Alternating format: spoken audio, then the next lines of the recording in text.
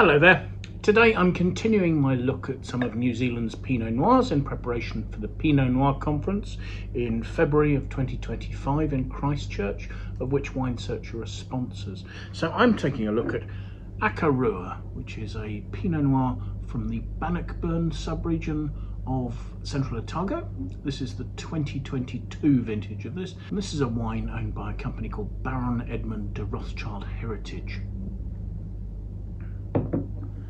So Akarua was created in Bannockburn in central Otago back in 1996 by somebody with the marvellous name Sir Clifford Skeggs. So evidently Sir Clifford had formerly been at one stage the mayor of Dunedin and was a bit of a sort of a serial entrepreneur really. He'd had interests in all sorts of farming. He'd had ventures breeding chickens and planting vegetables. He originally came from Bluff and his company was very much involved in farming oysters as well. At one stage they even owned a portion of the now failed airline Ansett. So Sir Clifford planted Pinot Noir and Chardonnay here, hence the name Akarua, which evidently in the Maori language Te Reo means two vines, those two vines being Chardonnay and Pinot Noir. The entire estate comprises 52 hectares, of which 34.5 are planted to vines. Of those 34.5 hectares, 26 of those, or something like 78.5% of the total vineyard, is Pinot Noir. As well as the Chardonnay, today they also have Riesling and a little bit of Pinot Gris, but clearly Pinot Noir is their main focus. Now, it wasn't until 2022 that the property was purchased by Barons Edmund de Rothschild Heritage, and this was the company that belonged to Baron Benjamin de Rothschild. And as well as being a major stakeholder in his family's famous estate Chateau Lafite, his company also owned Chateau Clark in Listrac, Chateau de Loretz in Saint-Emilion, and they have joint ventures with, for instance, Vegas Asilla in Spain, where they make a Rioja called Macan. There's an enterprise in South Africa, Rupert and Rothschild. They have a holding in the Argentinian winery Flechas des Andes, and since 2012 they've had a joint venture in Marlborough with Terry Peabody called Rimapere. Now, Baron Benjamin de Rothschild actually died in 2021, so it was his wife who took over his business, Ariane, and so she would have been the person who would have completed this deal, although one assumes it had probably started before he passed. Now, the Rothschilds clearly have big plans for Akarua.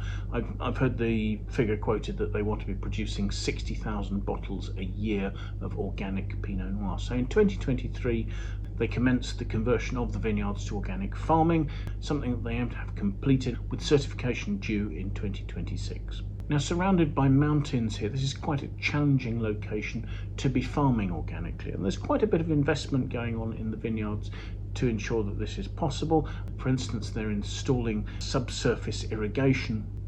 But lots of the ideas that they've tried have already been put into practice in the vineyards at Rimapere in Marlborough.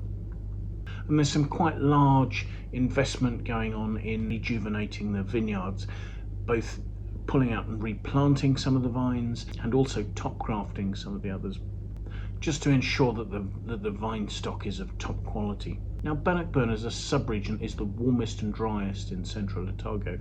I mean, it's quite telling that actually harvest here can be up to a month before it takes place in the Gibbston Valley, and so warmth gives quite rich, ripe flavours and good density to the fruit. The soils here are weakly structured alluvial soils over rock schist, so this is very free draining, and as a result the vines have to go down very deep to ensure that they get a regular water supply. And in fact, quite a lot of the gravel and schist here is as a result of mining activities back in the 1870s. So the composition of the soils has been influenced to quite a large extent by human activity in this area. Given that this is the 2022 vintage, this will have been made before any of the replanting and rejuvenation in the vineyard took place. This came off 24-year-old vines, so vines with good maturity. They should be at full root extension, and so you'd hope that there's good concentrated fruit here. The vines here are trained into vertical hedges and they're spur pruned, and the sites sit at altitudes between about 240 and 270 metres above sea level. The wine is 100% Pinot Noir, and it was harvested between the 1st and the 13th of April in 2022. The fruit was hand-picked, and 86% of it came from the Cairnmuir vineyard, with the remaining 14% coming from the Felton Terraces vineyard. The fruit was fermented by plot, and the majority of it was destemmed. However, there were a couple of batches that were left with a small proportion of stems in there. Fermentation went on for 3 weeks, the skins macerating in the fermenting must for that period.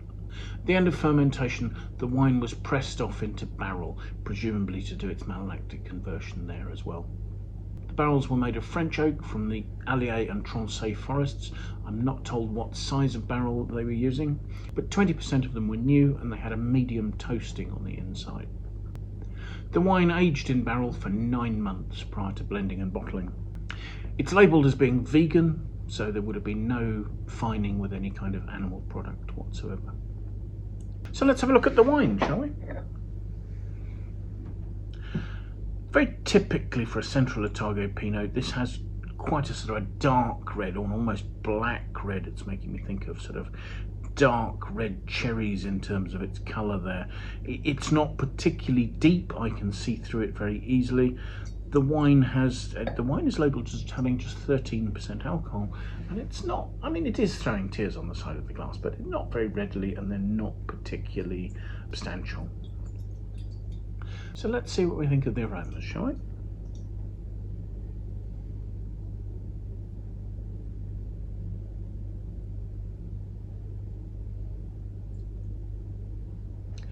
My first impression of the aromas is that they have quite a sort of a bloody meat nature, but actually as you look at them, there's also a delightful lifted red fruit note, sort of showing notes of slightly spicy raspberry and mulberry, that sort of quite lively red fruit, with hints of cedar and maybe nutmeg spice across the top there. But it is sort of, it's clean, sweet oak spices that are coming there on top of the fruit. There's perhaps also an earthy nature to the fruit. The truffly and earthy notes are what you see at the front of the palate. There's a fine structure. That structure is quite cedary. Again, there's that sort of nutmeg spiciness. Behind that are mushroomy notes, but they're overlaying a bright red fruit with sort of raspberry and mulberry. And all this is wrapped around darker, more intense fruit that sort of starts off like a sort of a dark plum and actually ends up, in combination with the structure, becoming more of a sort of a concentrated bitter licorice on the mid palate. There's good concentration, and those fine tannins are sort of velvety textured with a sort of a grainy backbone.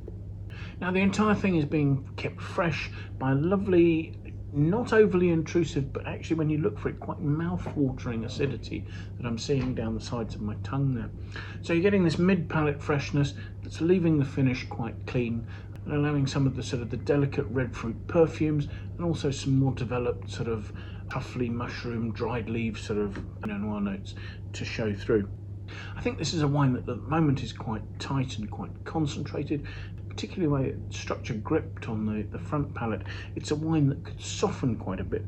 It's got density, it's got intensity, and that combination of freshness and structure should allow it to age. On the bottle, the producer suggests 10 years plus. I think that's a completely reasonable assessment of this wine's potential to age, and I do think that the concentration and the earthy truffly notes will really sort of start to come out, and probably the high-toned red perfumes will rise above that as well.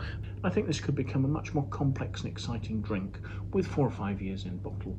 So yes, that was Akarua from Baron's Edmond de Rothschild Heritage, a Pinot Noir from Bannockburn in Central Otago, New Zealand. So thank you so much for watching. I do hope you've enjoyed the tasting. If you have, do please press the like button below. If you would like to watch more of these tastings, it would be fantastic if you could subscribe to our YouTube channel and give us your support that way. If you would like to leave any feedback, please pop your comments in the comments box below. We'd be really interested to hear what you think about the wines we're looking at, the tastings we're doing, or anything else that relates to that. If you have any friends you think might like to watch the video, do please consider passing it on to them. That would be fantastic to have your endorsement in that way. I will leave a link in the notes below to the Wine Searcher webpage for this vintage of this wine, so that you can see where it's available near you, what its pricing is. You can follow up things like the producer, the region, the grape variety. You can compare vintages. You can look at its price history. You can see what the critics had to say or what other users had to say. You can also find out what trophies and medals it's won. There are a couple of those. I'll also leave a note in case you're interested, that you can find out more about the Pinot Noir Conference in Christchurch if you feel like coming to New Zealand in February 2025.